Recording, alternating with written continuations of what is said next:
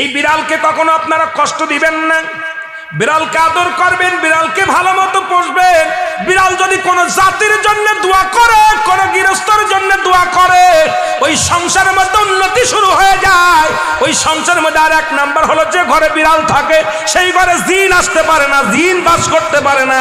আর একটা ঘোষণা শোনালেন, নবীজি বলে গেছেন, যে ঘরের মধ্যে বিড়াল ছানা বাস করে ওই ঘরের মধ্যে জিন জাতি প্রবেশ করতে পারে না। তাহলে ছোট ছোট মাসুম বাচ্চাগুলো যে ঘরের মধ্যে থাকে, মুসলমান অনেক সময় জিনের আশ্রয় পড়ে যায়, অনেক সময় জিনে আসর করে, ওই ঘরের মধ্যে জিনে আসর করে। যে ঘরের মধ্যে বিড়ালকে আদর করে বিড়াল থাকে, ওই ঘরের মধ্যে বিলাই বিড়াল বিড়াল বিলাই বিলাই, এইটা যার ঘরের মধ্যে আছে এই ঘরের মধ্যে দুষ্ট জিনেরা আসতে পারে না। জোরে জোরে চিল্লায়া বলা যাবে না মারহাবা।